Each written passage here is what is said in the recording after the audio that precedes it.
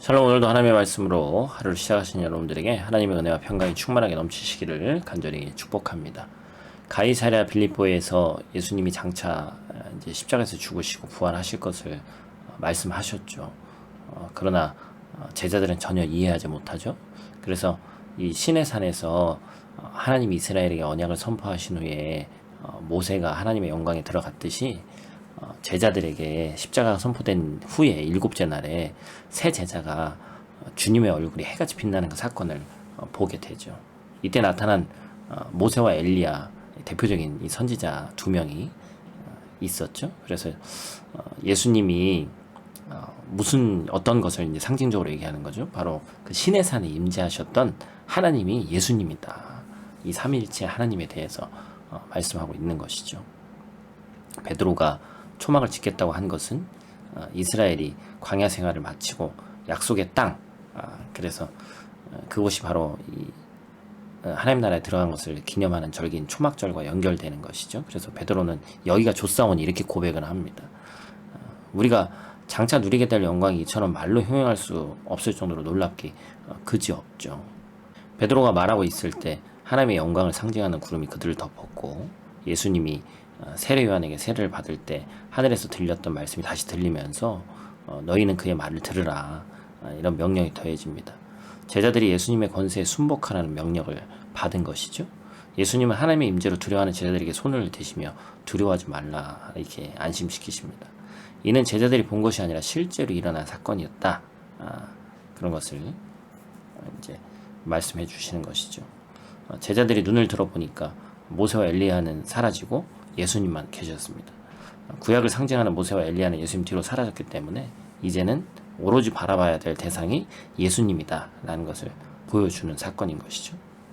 예수님은 이제 제자들에게 십자가 사역을 성취하시기 위해 부활 이전에는 이 변화산 사건을 다른 이에게 알리지 말라고 당부하십니다. 아직 때가 아니고, 그 다음에 제자들의 이해가 아직 완전히 이해가 되지 않기 때문에 그래서 제자들은 엘리야가 그리스도보다 먼저 오리라 라는 말씀에 대해서 질문하죠.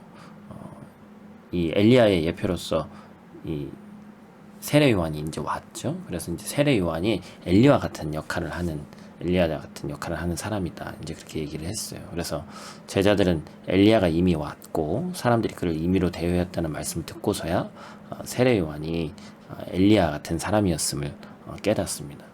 제자들 역시 세례 요한을 임의로 대우한 사람들처럼 그의 정체를 전혀 깨닫지 못했죠. 이렇듯 우리는 하나님의 은혜가 아니면 진리가 눈앞에 있어도 깨닫지 못함을 인정해야 됩니다. 겸손히 주님의 인도하심을 따라가야 되는 것이죠.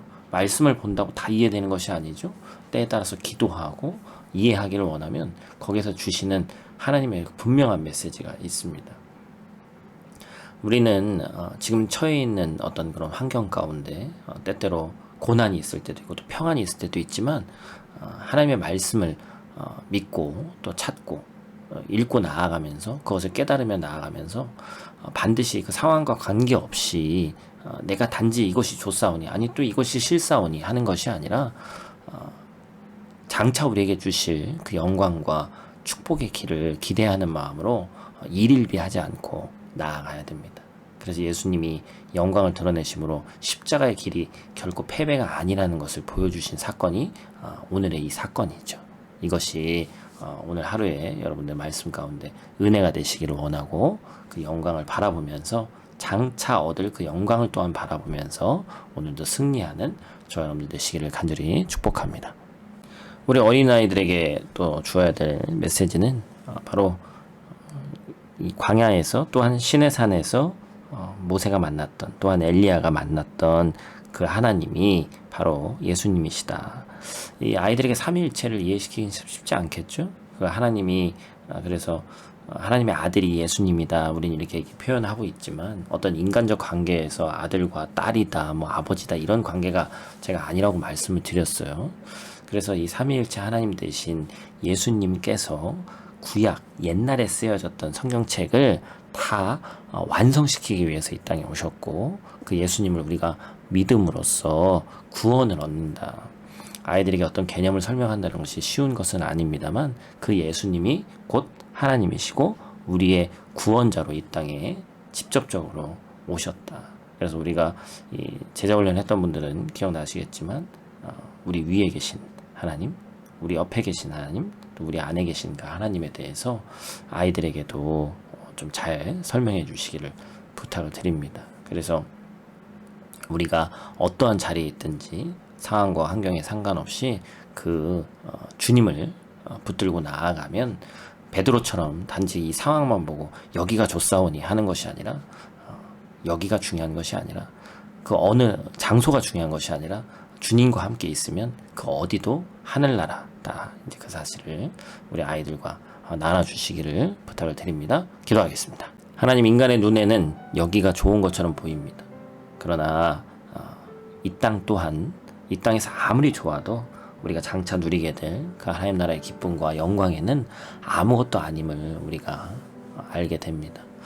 주님의 영광을 드러내심으로써 십자가의 길이 결코 패배가 아니심을 보였음에도 불구하고 제자들은 이해하지 못했지만 우리 또한 말씀을 보면서 때때로 이해하지 못할 때가 있는데 이미 이루신 그 성취의 말씀을 우린 믿음으로 나아갈 수 있도록 도와주시고 주님 나라를 사모하며 주님과 동행하는 것을 사모하며 오늘 하루도 살아가는 귀하고 복된 저희들 될 수 있도록 하나님 도와주시옵소서. 주님의 참된 제자는 그 영광을 바라보며 주님이 가신 십자가의 길을 담대하게 따라가는 자리라는 것을 잊지 않고 살아가는 오늘 하루 되게 하여 주시옵소서. 오늘도 눈동자와 같이 지켜주실 줄 믿사오며 예수님께 하신 이름으로 기도드립니다. 아멘.